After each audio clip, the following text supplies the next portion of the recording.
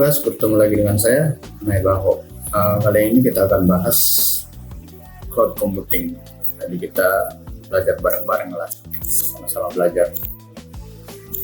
Kita akan bahas cloud computing. Seperti kita tahu, cloud computing itu apa sih cloud itu? Cloud itu awan, kayak awan ruang kosong. Jadi cloud computing. Dan kita akan bahas apa sih pengertian cloud computing itu. Pengertian cloud computing atau komputasi awan adalah model komputasi yang memungkinkan pengguna mengakses dan menggunakan sumber daya teknologi seperti server, penyimpanan, database, jaringan, software melalui internet tanpa perlu memiliki atau mengelola infrastruktur fisik secara langsung. Jadi sederhananya semua data dan proses tersebut berjalan di komputer milik perusahaan penyedia layanan cloud seperti kayak di Google, Amazon, dan Microsoft. Ya, contoh layanannya yang dalam kehidupan kita sehari-hari, tanpa kita sadari kita hampir selalu menggunakan cloud computing itu setiap hari. Kayak contohnya ada Google Drive, Cloud, OneDrive, Spotify, YouTube, Netflix, mobile and banking, wallet, Gmail, Outlook. Kita akan bahas satu-satu dari Google Drive atau iCloud atau OneDrive gitu. Bisa menyimpan foto dan dokumen di Google Drive. File tersebut tidak memakai atau menghabiskan memori internal HP kita, tapi disimpan di server milik Google dan bisa diakses kapan saja dari perangkat selama ada internet. Jadi contoh gampangnya kayak kita simpan foto lah itu ya, kayak backup kan kita ada ke Google Foto. Jadi suatu saat HP atau foto yang ada di HP kita terhapus gitu, jadi backupnya masih ada di Google Foto itu, kecuali kita nggak ada backup itu, nggak disinkronisasi gitu ya. Terus Spotify atau YouTube atau Netflix itu saat streaming musik, video, dan film kita tidak perlu mendownload file besar, kita cukup memutar konten secara langsung dari server cloud. Jadi kayak kita nonton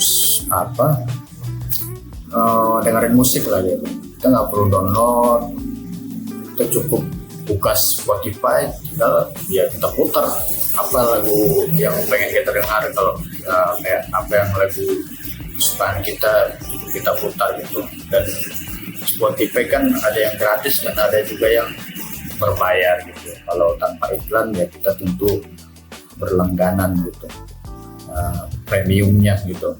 Sama juga kayak YouTube, kita mau lihat video atau streaming musik juga bisa di YouTube, dan bebas kita mau nyari apa aja di YouTube kan ada.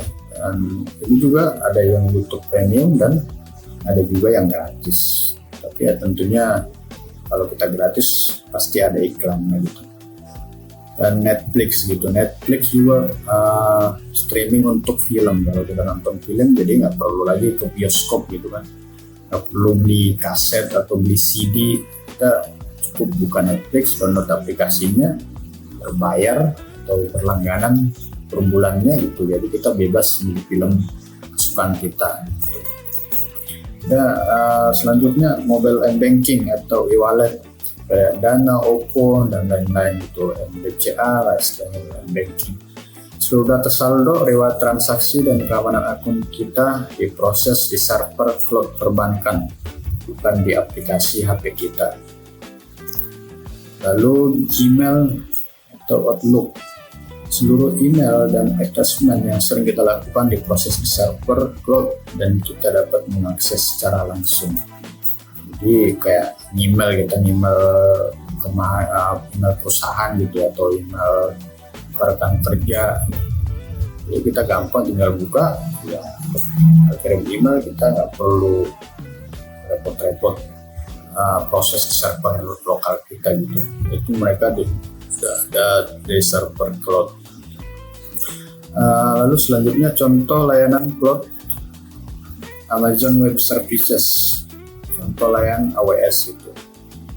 AWS adalah salah satu penyedia layanan cloud terbesar di dunia. Mereka menyewakan infrastruktur komputer raksasa kepada perusahaan developer agar tidak perlu membeli perangkat keras sendiri. Kita tahu ya, pemilik Amazon itu termasuk salah satu orang terkaya di dunia gitu kan, best job gitu. Siapa namanya? Jeff Bezos gitu ya, saya agak lupa ya namanya. Pokoknya salah satu orang terkaya di dunia punya Amazon ini.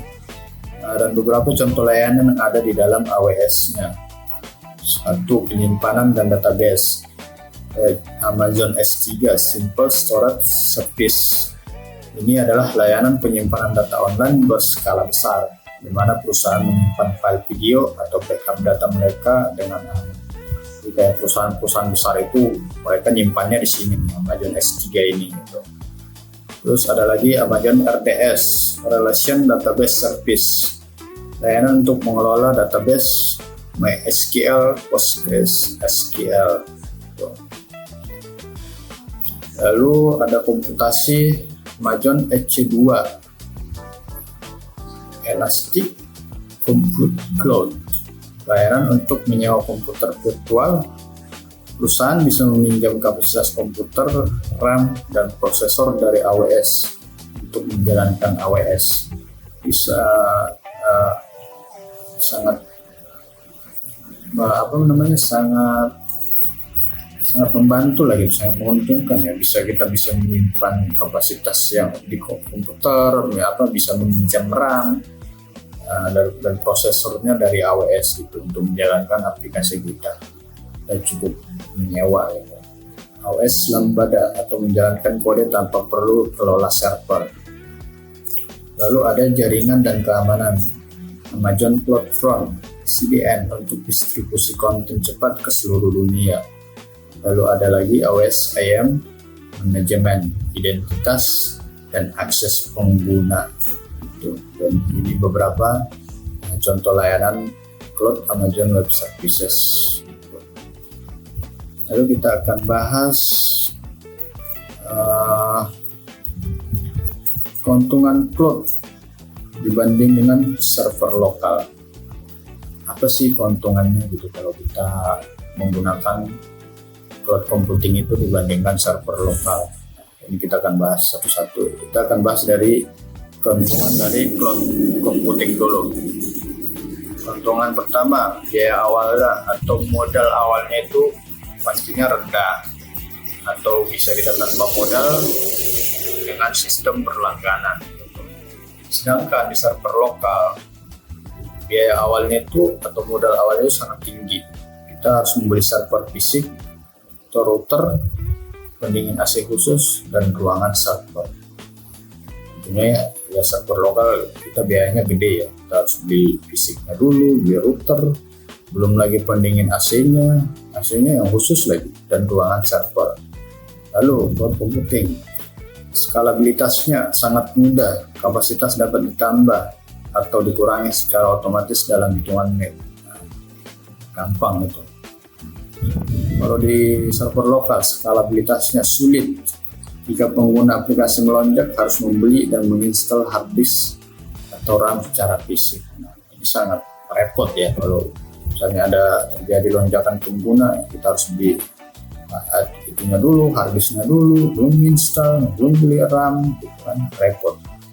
Lalu cloud computing, maintenance-nya praktis. Semua perawatan hardware, pembaruan sistem, dan keamanan fisik ditangani penyedia cloud itu.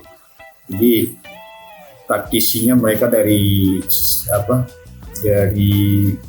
penyedia layanan cloud gitulah, semoga perawatan hardware, pembaruan sistemnya, kita nggak perlu repot-repot maintenance salah gitu. Beda seperti di server lokal, maintenance-nya itu sangat repot lah, harus punya tim IT khusus untuk memperbaiki kalau ada kerusakan atau kayak mati lampu atau serangan cyber gitu. Tentunya kita sangat merepotkan lah gitu kalau server lokal itu.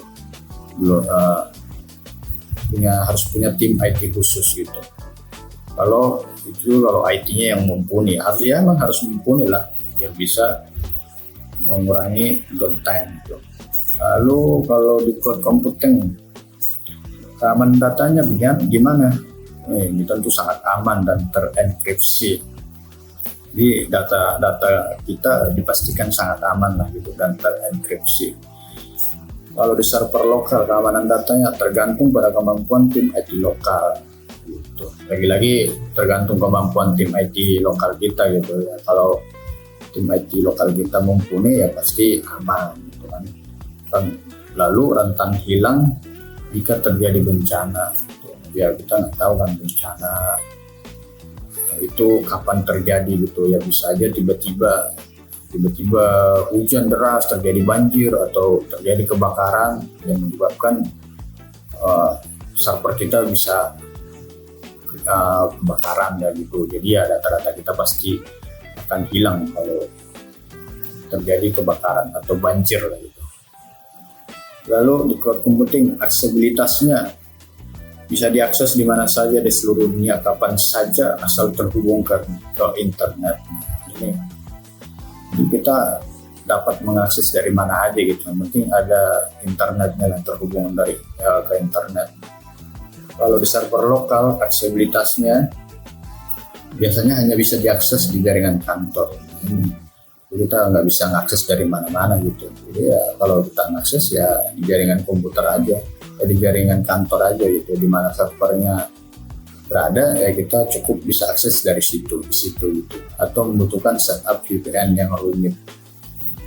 Lalu di cloud computing, backup dan recovery-nya, nah ini otomatis tersedia. Kalau di server lokal, backup dan recovery-nya harus kita konfigurasi manual. Itu harus dikonfigurasi manual. Ini akan repotkan juga kan. Lalu di cloud computing, downtime-nya ini minim, 99,9%. Ini minim banget sih downtime ini. Kalau di server lokal, downtime-nya risikonya tentunya akan lebih tinggi dibanding dengan cloud computing. Lalu kita lanjut. Jadi kapan kita harus memilih? Ini ada nih tanyanya. Kapan kita harus memakai cloud? Kapan kita harus memakai server lokal? Gitu. Ada beberapa poin yang harus kita perhatikan kapan kita harus memakai cloud dan kapan harus memakai server lokal. Jadi poin pertama, kalau kita mau memilih cloud adalah startup dan bisnis yang butuh efisiensi biaya rendah. Efisiensi biaya kayak startup, kita memulai usaha baru kayak startup lah gitu ya, bisnis pemula gitu ya, kita butuh inilah cloud buat efisiensi biaya. Dan aplikasi dengan traffic yang fluktuatif.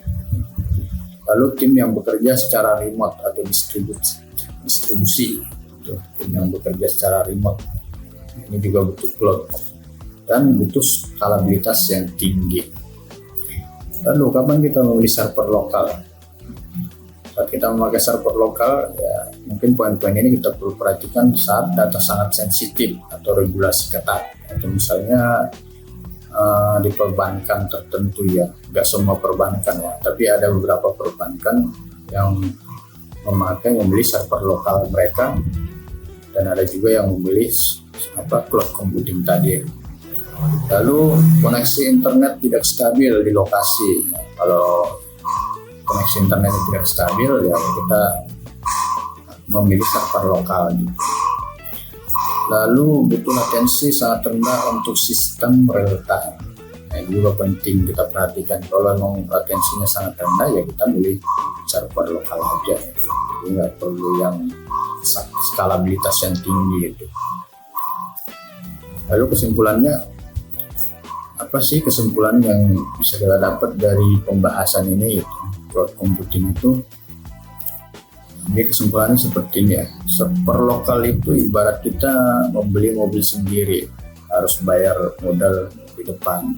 Kayak mau kredit atau cash gitu kan, kita harus keluarin duit besar ya, itu kayak kalau istilahnya kayak kredit lah, kita harus keluarin DP yang besar dulu kan. Belum DP, belum cicilan, nah itu tentu akan sangat besar. Tapi kalau kita beli cash, misalnya, ya tentu juga lebih besar lagi, dan tiap tahunnya ada yang kita bayar pajaknya, biaya servisnya, nah, ini yang harus kita tanggung.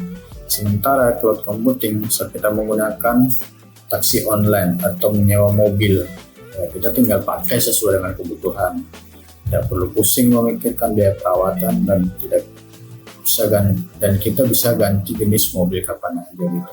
Apalagi di zaman sekarang kan kita digampangkan, mana-mana udah banyak taksi online, kayak GrabCar, GoCar gitu kan. Kita tinggal pesan lewat aplikasi, bebas kita memilih jenis mobilnya, bebas. Kita mau diantar kemana aja, tinggal sesuai dengan kebutuhan kita gitu.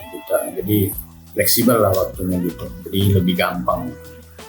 Atau contoh lainnya, dalam kehidupan kita sehari-hari, cloud computing itu kita ibaratkan kita seperti menyewa listrik dari PLN lah, dalam yang kita gunakan listrik setiap harinya gitu kan.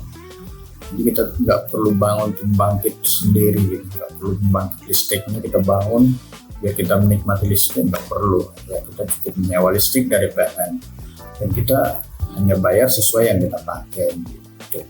Kita hanya bayar berapa daya yang kita pakai, ya cukup segitu yang kita bayar.